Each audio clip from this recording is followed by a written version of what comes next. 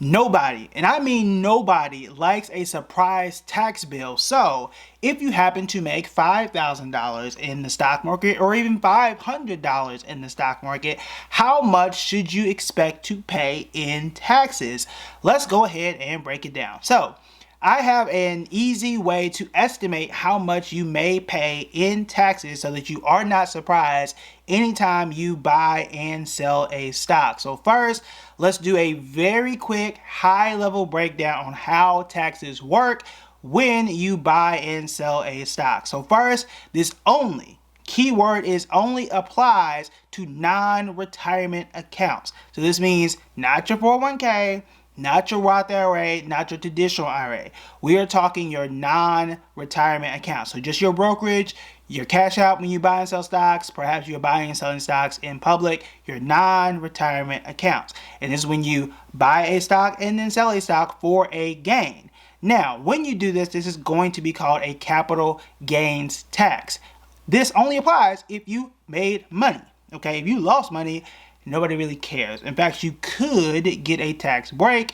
You want to talk to your accountant to see how you may be able to apply that. So I'm going to show you a website on how they can help to calculate this. There are a few factors on how much of a tax bill you could get, okay? It's going to determine on how long you held that stock. Was it more than a year or less than a year? If you held the stock for more than a year, you are going to pay less in taxes. That's long-term capital gains tax. Again, that's going to be lower. If you held for less than a year, that tax is going to be higher. Okay, so it benefits you to hold the stock for more than a year when you sell. Okay, that's why day trading tends to be less profitable.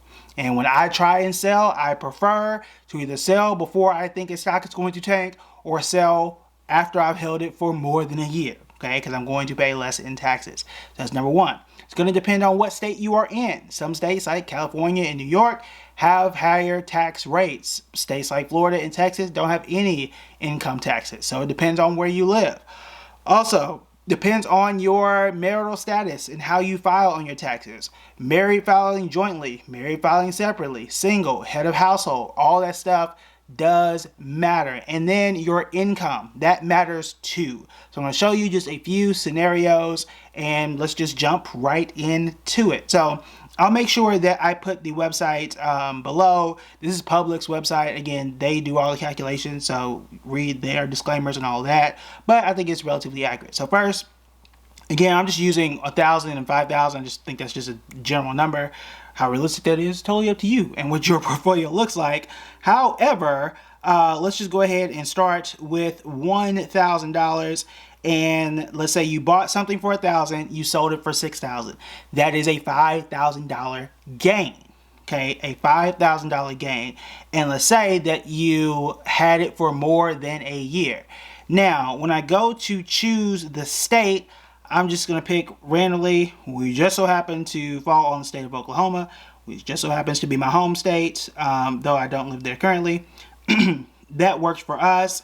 And let's say that our income is $76,000. I am guessing here, but I think that is near the median salary for Americans. I'm thinking, I don't know that. But you can see here, this is going to be our tax at the end of the year. Now, when you do this, okay, so I would have sold, I would have gotten this, this $5,000 gain. And at the end of the year, so normally in December or even the following January, you're going to get that 1099. This is what your app is going to send you or email you, and you would file this with the IRS, and they're going to say, hey, you're going to owe us, $750 or $1,100 or whatever it's going to be. So when you get that $5,000 from your app and you withdraw it, you could run this calculation, take that money and set it aside. Okay. If you know what it's going to be in advance, it would behoove you to do that. Okay, you have the ability to do that.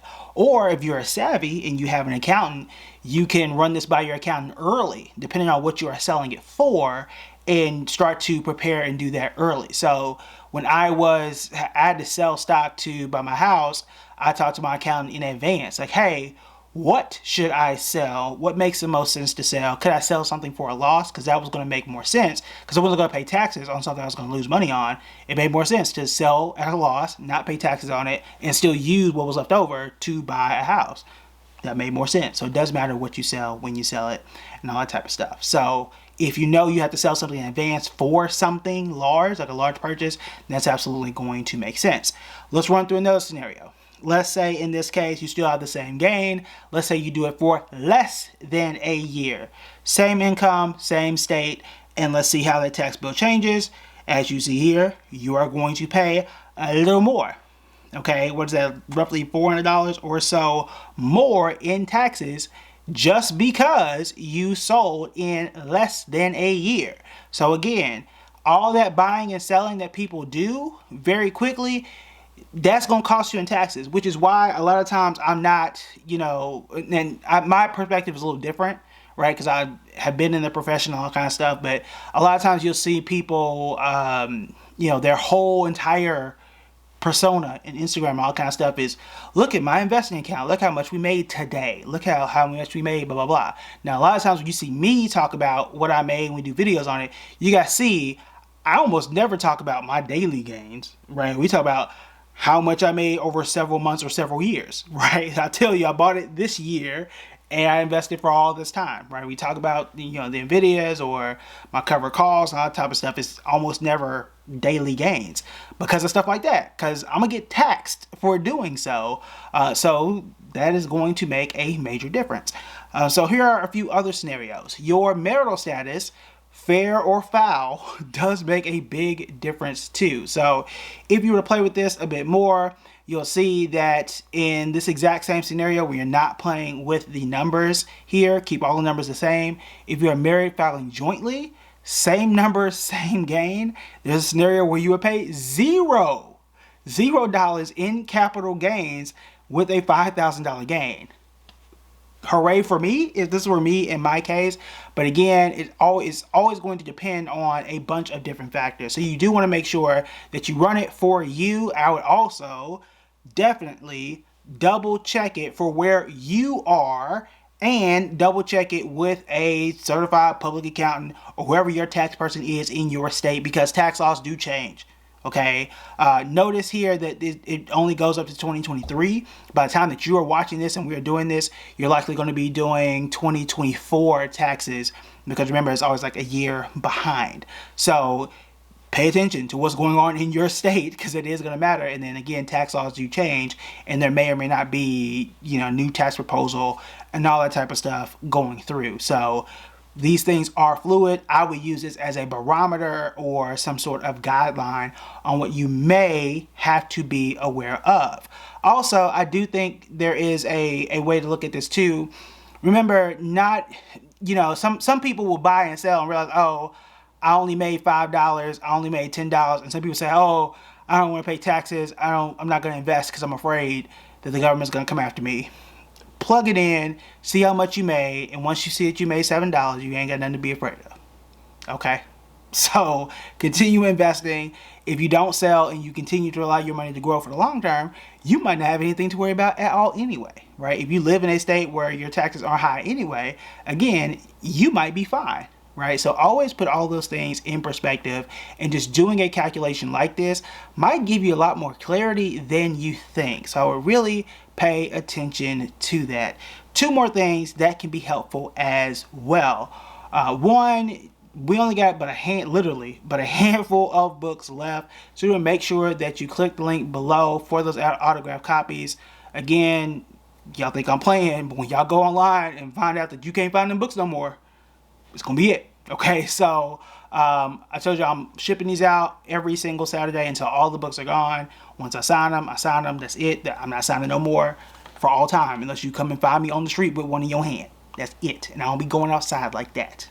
Okay, but sending those off, because there is a project coming up. You're going to see why here pretty soon. Also, if you want to learn more about how to, what apps to use to invest and what stocks you may want to pay attention to, especially right now as we're hitting that halfway point of the year, then you want to check out this video right here.